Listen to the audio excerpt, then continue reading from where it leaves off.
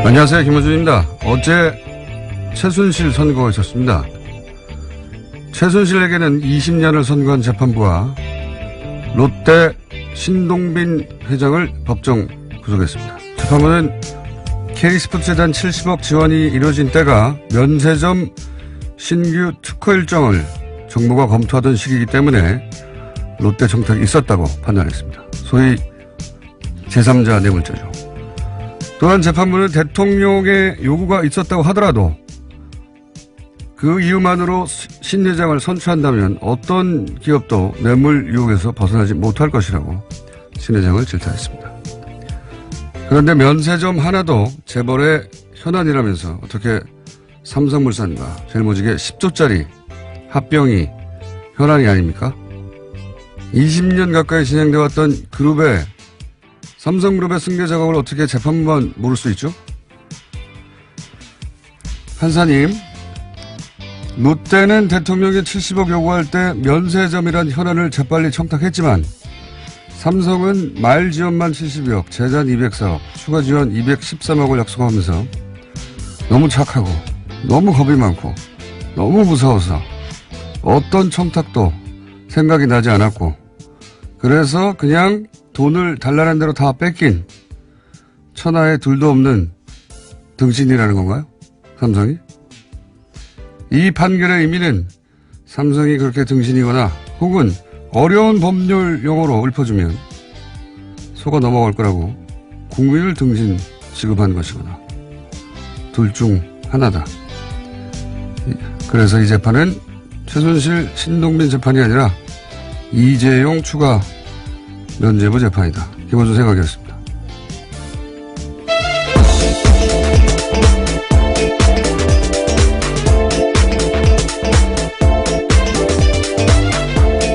시사인의 김은지입니다. 자, 최순실 판결이 났는데 뭐 최순실 중형이야 예고됐던 것이고 예기치 않았던 게 이제 신동빈 회장의 실형이죠. 네, 심지어 법정 구속이 됐습니다. 네. 2년 6개월 선고를 받고요. 곧장 감옥으로 들어간 겁니다. 구치소로요. 네. 네. 여기 롯데그룹 회장한테는 적용이 됐어요. 네. 신동빈 회장의 구속은 제가 보기엔 이재용 부회장 집행유예의 콜레터럴 데미지다.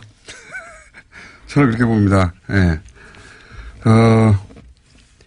삼성에 적용했던 기준을 롯데에도 적용하면 신동빈 회장은 집행유예 돼야 되는 거예요.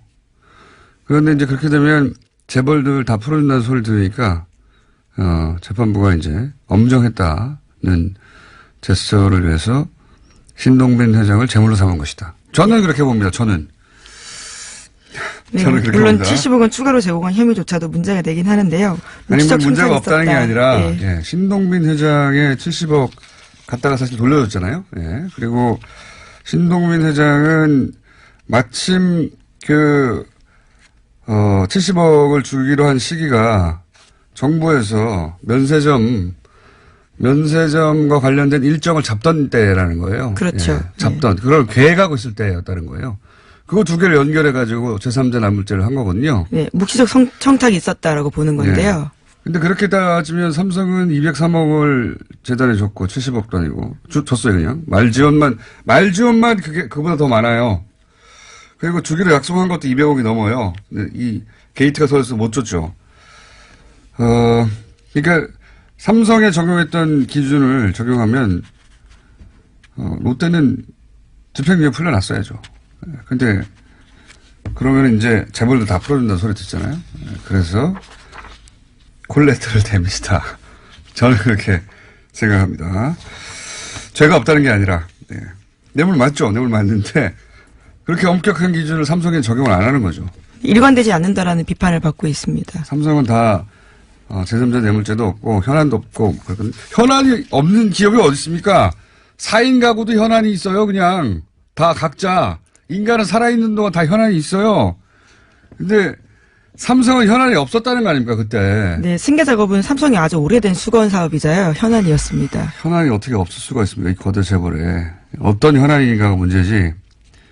삼성은 승계가 현안이었다고 그 분야의 전문가인 김상조 당시 그때는 교수였죠. 법정에 가서 증언도 했는데, 아니, 20년 동안 그것만 연구한 사람이, 그것만 연구한 건 아닙니다만, 최고 전문가가 맞다고 하는데 안 되잖아요, 재판부는. 아, 정말. 그리고, 일단, 뉴스 전해주시죠.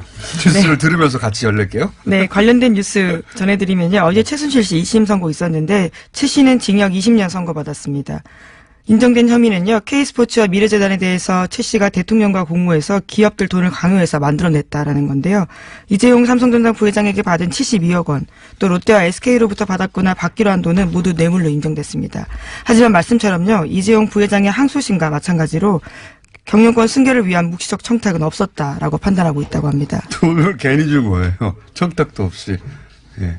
롯데나 다른 곳은 여기서는 롯데만 나왔으니까 롯데는 이제 면세점이라는 현안이 있어서 생각해낸 거예요. 대통령이 돈을 달라고 했는데 현안을 생각해낸 겁니다. 재빨리. 하지만 삼성은 너무 착해가지고 마음이 저는 너무 바보 같아요. 순진해가지고 대통령 돈 요구하는데 나는 아무런 청탁도 하지 말아야지 이랬다는 거 아닙니까? 네, 이재용 부회장 2심 판단에 따르면 강요의 피해자라는 건데요. 말씀처럼 순수한 피해자라는 거죠. 이것도 피해자예요. 지금 최순실 20년 선고 이런 것만 집중 보도하고 있는데 사실은 그 속에 숨어있는 이재용 추가 면죄부 이걸 보도해야 해요. 이걸 보도하는 데가 MBC밖에 없는데 이 승계 작업이 20년짜리고 그리고 거기 안에 보면 또 박근혜 대통령은 그룹 승계 현안을 몰랐다는 거예요. 바보들의 대행진이에요. 삼성과 박근혜. 이재용, 말도 안 되는 소리를 진짜. 자, 그래서 어떻게 됐어요? 그 다음 뉴스가 뭡니까? 네, 또 최순실 씨 1심 재판부 같은 경우에는요. 같은 사안에 대해서 이재용 삼성전자 부회장이 2심 재판부와 여러 면에서 다른 판단 내놓은 게 있긴 합니다. 최순실 씨 1심은 삼성이 최 씨에게 제공한 말의 성격을 뇌물로 판단했는데요. 뿐만 아니라 안종범 업무수첩도 증거 능력을 인정했습니다. 이것도 핵심을 놓친 분석입니다. 뭐냐면 이재용 재판부는 36억만 인정했는데 여기서는 72억을 인정했잖아요. 예, 그렇죠. 그런데 그러니까 준 사람은 36억을 줬다고 1심에서 판단하고 여기 최순실 받은 사람은 72억을 받았다고 판단한 거예요. 앞뒤가 안 맞는 거죠. 네, 그렇죠. 그래서 1심한테 뭐라고 할 수 있느냐 있긴 있는데 핵심 이 둘 다 이재용 부회장이 청탁한 건 아니라는 겁니다. 핵심은 돈의 액수가 왔다 갔다 한 거 가지고 이제 이렇게 틀리지 않느냐 1심 재판부에 대해서 문제 제기하는 건데 핵심은 그게 아니에요. 액수가 좀 늘어나고 줄어들 수도 있는데 핵심은 둘 다 36억이든 72억이든 이재용 부회장이 청탁해서 준 돈은 아니다. 이재용은 제3자 뇌물 무죄 똑같아요. 액수가 좀 바뀐 거지. 그리고 이제 말도 뇌물로 인정했다 막 이런 얘기 하는데 이게 핵심을 놓친 거라는 겁니다. 청탁을 둘 다 안 했다고 판단하는 게 핵심이에요. 예. 그리고 이제 안종범 수첩 증거 능력 인정 이것도 차이가 있다고 이제 분석을 했던데 이것도 핵심이 아니에요. 전부 인정된 게 아닙니다. 이재용 부분 청탁 부분 여기서 최순실 재판에서 인정 안 해요. 이재용 부분 다 뺐어요 다. 모조리. 이재용 무죄 이겁니다. 이재용 피해자 바보 이거예요. 당했어. 최순실 재판이나 이재용 재판이나 둘 다 똑같이 이재용은 다 빼준 거예요. 그게 이 재판의 핵심이에요. 이재용 면죄부. 다시 한번. 최순실 20년이든 21년이든 19년이든 별로 중요하지 않습니다. 예. 그리고 신동민은 콜레트럴 데미지. 빠져나간 건 오로지 이재용 이겁니다. 원래 최순실 1심 재판이 지난달 26일이에요. 예, 미뤄졌습니다. 갑자기 미뤄졌거든요. 갑자기. 예. 이재용 재판을 먼저 했어요. 순서가 뒤집혀졌거든요. 저는 왜 그랬다고 생각하냐면 2심에서 예, 고등법원에서 면죄부를 먼저 줘야 그 논리를 1심에서 받아서 할 수 있으니까 그렇게 설계된 거라고 저는 추정합니다. 저 혼자. 네. 이 재판부를 다 공범으로 만들어 버리는 거죠. 예. 박근혜 재판 때도 마찬가지로 세 번째 면죄부를 주겠죠. 다 공범으로, 재판부를 다 공범으로 만드는 거예요. 그래야 판사들끼리 삼성 면죄부 주는데 부담도 덜고 그렇게 차근차근 여론 관리도 가능하고, 아, 역시 맞는 거구나. 저 혼자 강력히 주장합니다. 재판 일정도 그렇게 설계한 거라고. 현안이 없다는 말이 정말 웃겨요. 현안이 없다. 예, 근데 묵시적 청탁에 대해서는요, 이재용 1심 재판부도 인정하지 않은 바가 있긴 합니다. 그러니까 다 똑같다니까요. 이재용 부분은 다 똑같아요. 이 최순실 재판에도 다 들여다보면 이재용 부분이 차이가 있는 것처럼 약간 해독한 것은 핵심을 놓친 거예요. 묵시적 청탁이 없다. 제3자 뇌물죄 아니다. 이재용은 피해자. 이 논리를 그대로 관철하고 있는 거예요. 그리고 이런 것, 예를 들어서 안정범 수첩은 인정됐다고 그러는데 다른 데만 인정된 거. 이재용 부분이 인정 안 됐어요. 예를 들어서 이재용 안정범 수첩에 엘리엇 방어라는 단어가 있습니다. 이게 이제 소위 그룹 승계 작업과 관련된 단어거든요. 대통령하고 이재용 독대가 2014년에 있었어요. 9월인가요? 네, 그때부터 시작됐습니다. 근데 이때는 엘리엇이 삼성물산 주식을 사기 전이에요. 그러니까 중간에 엘리엇이 등장한 거예요. 그래서 주총이 무산됐거든요. 그때 엘리엇 방어를 할 필요가 삼성한테 있었어요. 엘리엇 방어라는 단어 자체가 청와대의 관점이 아닙니다. 청와대가 왜 엘리엇을 방어해요? 삼성이 방어해야지. 기본적으로. 이 수첩에 이런 말들이 등장하는 거를 승계 작업과 무관하다고 본 거예요, 다. 다 빼준 겁니다. 청와대가 왜 삼성의 관점에서 방어라는 단어를 씁니까? 삼성의 현안인 건데, 삼성 중심의 시각의 이 단어 자체가 이걸 무시한 거예요, 재판부가 이런 단어들을. 그러니까 변한 건 하나도 없어. 이 지역만 다 빼준 건. 국민들을 등신으로 보는 거죠. 모를 거라고. 다음 뉴스는 뭡니까? 네, 삼성뉴스에서 좀 넘어가 보면요. 이것도 잠시 후 이정열 판사와 함께 같이 열려도록 하겠습니다. 혼자 열리니까 힘드네요. 네, 이명박 정부 시절 청와대 총무비서관 지냈던 장다사로 씨 있습니다. 이에 대한 구속영장 청구된 바가 있는데요. 어제 기각됐습니다. 장 전 비서관은 이명박 정부의 청와대가 벌인 불법 총선 여론조사에 관여한 혐의를 받고 있는데요. 기각 사유는 다음과 같습니다. 구속의 사유의 필요성을 인정하기 어렵다라는 건데요. 혐의의 소명의 정도에 비춰서 피의자가 재책을 다룰 여지가 있고 주거가 일정하고 소환에 응하고 있는 점을 종합하면 현 단계에서 구속의 사유와 필요성을 인정하기 어렵다라고요. 권순호 영장전담 부장판사가 밝혔습니다. 신동빈 회장은 주거가 일정하지 않습니까? 그동안 소환 일정에 따르지 않았나요? 뭐 그런 건 다 이유가 아닌 것 같고. 역시 또 MB로 가는 길. 양승태 체제 하에서 그 자리에 배치된, 재판부가 막는 거죠. 저는 그렇게 해석합니다. 예. 재판부도 뭐 20년 동안 있었던 것도 없었다고 알아서 판단하는데 저도 혼자 그렇게 판단합니다. 이건 MB로 가는 길이라서 막았다. 구속영장 기각했다. 앞으로 그렇게 추정하겠습니다. 그냥 강력하게. 다음 뉴스는 뭔가요? 예, 이명박 전 대통령 관련된 뉴스가 하나 더 있습니다. 이 전 대통령 쪽에 재산관리인 역할을 해왔던 측근이요. 검찰 수사에 대응해서 재산 관련 장부를 몰래 파기했다고 합니다. 이를 검찰이 포착하고요. 체포했다고 하는데요. 증거인멸 혐의로 이병모 청계재단 사무국장을요. 지난 12일에 긴급 체포해서 조사 중이라고 합니다. 삼성 승계는 말이죠. 20년 동안 국민연금, 그러니까 삼성물산 합병에 국한된 게 아니에요, 이게. 이거는. 네, 아주 오래된 프로젝트입니다. 삼성 승계 전체에 대해서 끊임없이 20년 동안 로비를 한 것부터 전방위로 그 중에 하나 걸린 거예요, 제대로. 아, 이걸 또 풀어주는 거예요. 예, 일시가 피해자라고. 딱딱 맞지 않다고 해서요. 그게 아니라고 뭐가 딱딱 안 말하기는 맞습니까? 예, 쉽지 않죠. 예, 재판부가 그렇게 판단을 했더라고요. 날짜가 몇 개 안 맞다. 삼성 현안이 없대잖아요. 박근혜 대통령은 그걸 몰랐고 현안이 있는 줄 승계 작업이 20년 동안 이루어지고 있다는 것도 몰랐고 재판부도 모르고 다 모르는 거예요. 자기들만. 예, 청와대 문건도 있고요. 안종범 수첩도 있는데 다 그것들을 배척하게 된 거죠. 이게 최순실 재판이 아니에요. 이재용 재판이지 이게 다. 네, 이병모 씨로 다시 넘어가실까요? 신동빈 회장이 구속된 것도 이재용 재판의 여파예요. 이게 다 이재용 봐주려고 이러는 거예요. 다 망가뜨리는 거예요. 이제 박근혜 재판도 보세요. 똑같이 나오지 이제. 예, 어제 법정에 있던 기자들에 따르면요. 신동빈 회장 굉장히 당황한 모습으로 법정 구속됐다고 합니다. 예상을 전혀 못했던 것으로 삼성이 보이는데요. 2년 6개월을 풀려났잖아요. 이 정도면 나는 뭐 집행유예겠구나 생각하고 있었겠죠. 그게 맞잖아요. 형평에도 삼성은 훨씬 더 액수가 크고 훨씬 더 집중적이고 말 사주고 다 했는데 거기는 풀려나고. 야, 삼성 재판이에요. 삼성 재판 다. 박근혜 재판도 삼성 재판입니다. 이제 보십시오. 좋겠습니다. 이정부 회장. 아무리 죄를 지어도 다 봐주고 좋게 써야죠. 자, 또 뭐 있을 수 있습니까? 네, 청계재단 사무국장이 긴급 체포돼서 조사 중이라고 하고요. 영장도 곧 칠 예정이라고 합니다. 네. 조사 잘 받길 바라고요. 자, 다음 뉴스 뭡니까? 네, 미국 백악관이 현지 시각으로 13일에 한반도의 비핵화는 타협이 가능하지 않다는 입장을 강조하기 위해서라도 북한에 관여할 의향이 있다라고 밝혔다고 하는데요. 관여할 자기들 어떻게 관여합니까? 말을 하겠다는 거죠. 말을. 예, 여기서 관여는 대화 전략이라고 볼 수 있습니다. 연합뉴스가 서면 질의를요, 백악관 국가안보회의 관계자와 했다라고 하는데요. 이렇게 답했다라고 합니다.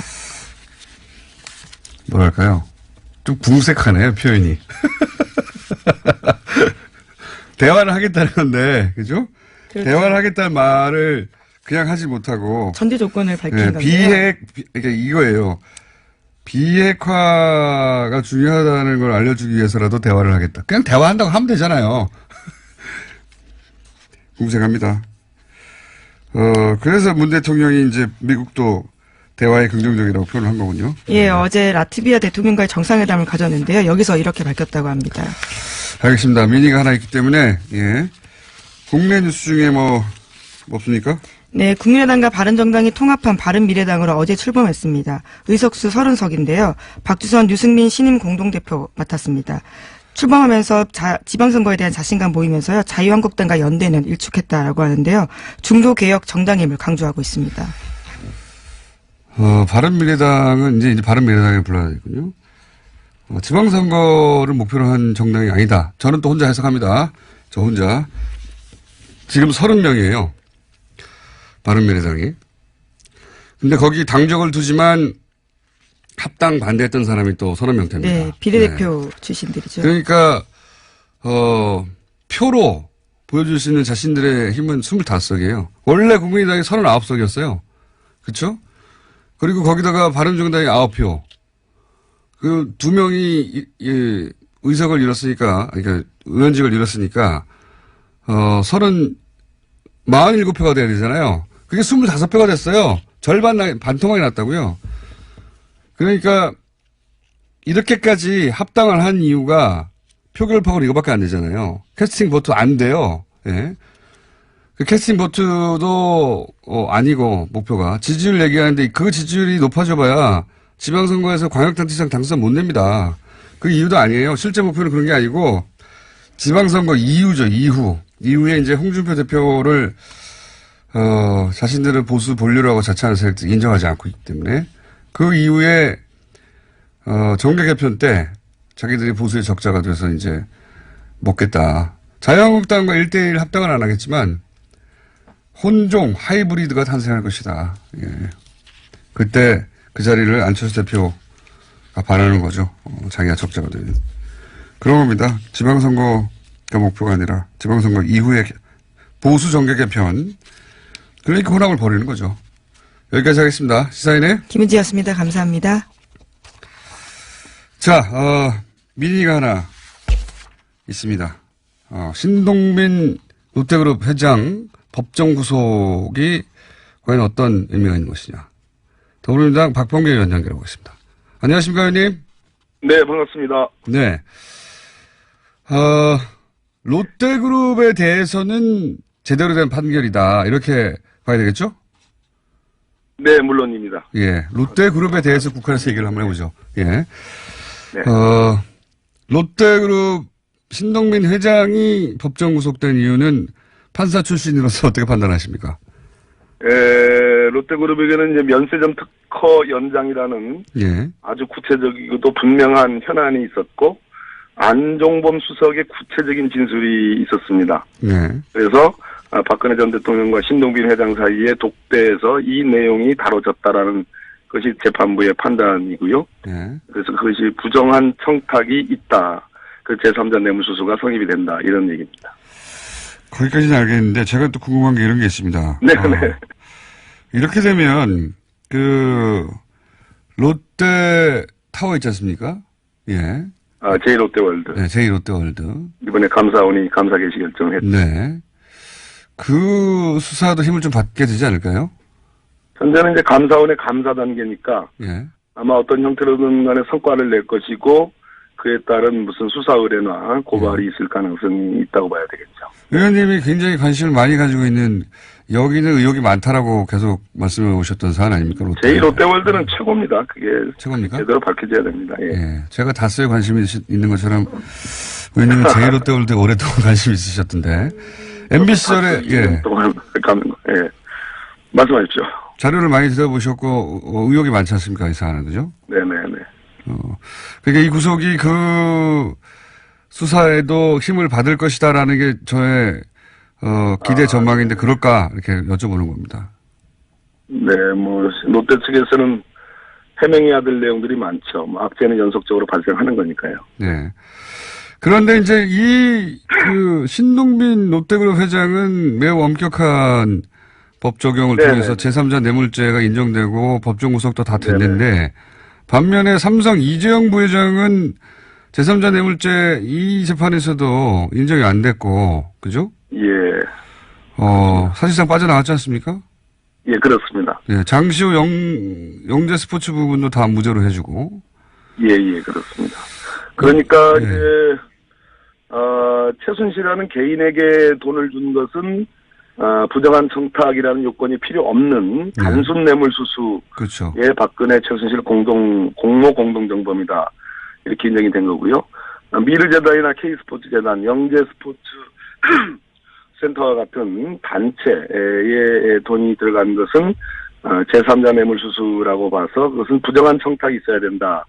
그렇지만 삼성에게는 경영권 승계라는 포괄적 현안 그리고 구체적인 현안으로서 이제 삼성물산하고 제일모직이 합병되면 순환출자를 해소해야 됩니다. 그것을 완화시켜주는 문제 그리고 삼성생명의 금융지주회사 설립의 문제 이런 구체적 현안을 인정할 수가 없다. 따라서 부정한 청탁도 인정하기 어렵다. 이런 논리로 사실상 면죄부를 줬습니다. 그러니까 이재용 2심이나 이거 최순실 1심이나 이재용 부회장이 다 제3자 뇌물죄가 빠져나가는 건 동일한 거 아니겠습니까? 그죠? 예, 그렇습니다. 예. 이거 어떻게 보십니까? 그래서 아마도 안종범 수석의 진술에 달려 있는 건데요. 예. 이번 재판부는 뭐 일주일 만에 지난 정영식 서울고등재판부를 이제 세상에 우습게 만들어 버렸죠. 액수는 늘었어요. 예. 예, 그렇습니다. 안종범 수첩의 증거 능력을 인정하느냐 마냐의 차이였는데 지난번 서울고등의 정영식 재판부는 증거 능력을 부정했죠. 이번 재판부는 증거 능력을 인정을 했습니다만은 그래가지고 72억은 단순 뇌물 수수를 인정을 했어요. 그런 의미 있다고 봅니다. 그러나 이 안종범 수첩에 뻔히 적혀 있는 삼성대 엘리엇의 문제, 또 순환출자 해소, 또 은산분리, 이 은산분리라는 것이 금융지주회사 그렇죠. 설립이라는 의미거든요. 이것이 명백히 이 업무 수첩에 기대가 되어 있었습니다. 근데 이것은 눈을 감았다라는 비판은 면할 수는 없겠습니다. 이게 소위 이제 삼성이 오랫동안 원해왔던 그 승계자고 다 연결된 단어들이지 않습니까? 그렇습니다. 예, 결정적 단어들인데, 그러니까 지금 안종범 수첩도 최순실 관련된 것들은 인정이 됐지만, 그리고 단순 뇌물이 인정이 됐지만, 아주 핵심적인 이재용의 3조 뇌물죄에 대한 부분은 인정 안 해준 거 아닙니까? 그죠? 예, 그렇습니다. 물론 1심에서는 안종범 수첩 전체를 다 인정 안 해줬지만, 이재용 2심에서는. 이재용 2심에서요. 예, 이번에는 일부 인정하였으나 결정적 부분은 또 인정을 안 해줬다. 그래서 어쨌든 이재용 부회장은 이 최순실 1심을 통해서도 1심과 마찬가지로 면죄부 받을 부분 다 면죄부를 받았다. 이렇게 봐야 되겠죠? 그렇습니다. 안종범 수첩에 있는 몇 가지의 키워드들에 대한 안종범 수석의 진술. 이 부분은 아까 롯데 같은 경우는 아주 명확하게 안종범 수석이 진술을 했는데요. 이 삼성 관련해서는 안종범 수석이 명확한 진술을 하지 않은 한계가 있긴 있습니다. 그러니까 재판부에 인정하지 않은 부분은 이 일면에서는 이해가 됩니다만 그럼에도 불구하고 저쪽에 문영표 전 보건복지부 장관 재판에서는 1심, 2심 모두 다 이 승계 작업 그리고 구체적 현안들을 다 인정을 했기 때문에 결국은 우리나라 법원이 보기 나름이다. 코에 가면 코걸이, 귀에 가면 귀걸이다. 그 비난은 그러니까 이게 참, 이재용 봐주기고 이런 추세라면 박근혜 전 대통령 1심도 역시 이재용 부분은 다 삼자뇌물죄 다 털어주지 않겠는가. 그죠? 이 재판부입니다. 예. 이 김세현 재판부가 이제 박근혜 대통령. 그러니까요. 선거할 똑같은 논리로 다 풀어주지 않겠는가. 결론은 이미 나와 있는 겁니다. 그러니까요. 이재용 부회장은 그럼에도 이제. 불구하고. 예. 예. 이재용 부회장은 그럼 어떻게 해야 됩니까? 대법원에 가서, 해결해야 됩니까? 어떻게 되나요, 이거? 이게 그럼에도 불구하고 이 김세현 재판부의 판결은 의미가 있습니다. 72억을 내 단순 뇌물수수 인정을 했죠. 네. 그 얘기는 거꾸로 정영식 재판부는 36억의 코어 스포츠에 들어간 그 용역 대금만 인정을 했고 네. 대상 국외도피를 부정했는데 72억을 이 재판부가 인정했기 때문에 제가 보기에는 정영식 재판부의 판결을 이 재판부가 김세현 재판부가 이제 일주일 만에 구체적인 그러니까 말의 소유권과 관련해서 명의가 누구로 되어 있느냐는 중요하지 않다. 그렇죠. 말 소유권 하나 인정해 준 거예요, 지금 추가로. 실질적인 사용권과 처분권이 있으면 된다라는 판례를 이 김세현 재판부에서 지적을 했습니다. 네. 이 얘기는 무슨 얘기냐면 정영식 재판부는 그 판례가 있음에도 불구하고 그에 아예 눈을 감아버렸다는 얘기죠. 그렇기 때문에 대법원에서 제가 보기에는 이 부분은 분명히 파기될 가능성이 매우 높다. 그러면 재판부 72억 뇌물로 다시 법정 구속될까요? 제가 보기에는 또 양형에 관해서도 중요한 얘기를 했습니다. 네. 김세윤 이번 재판부는 2번씩이나 판결문의 양형 이유에 대해서 설명을 했습니다. 그리고 법원이 인정하고 있는 양형 기준을 국민들께 설명을 드렸는데요. 이 얘기는 무슨 얘기냐면 나는 국민들에게 설득이 있는 판결을 한 겁니다라는 일종의 제스처거든요.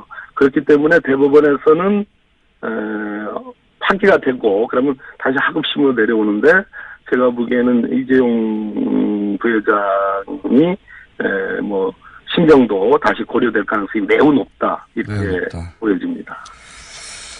그러면 그렇게 안 되면 어떻게 책임지실 겁니까? 제가 책임질 문제는 아니지만 아니 여당의 적폐청산위원장으로서 어떻게 책임지셔야죠. 그렇게 되면 사업부 독립 침해나가 또 내일이 아니겠네요. 조선일보에 또 대문자 많이 나옵니다. 네, 그러니까 우리는 그러면 적폐청산위원장을 내가 관두겠다라든지 뭐 하나.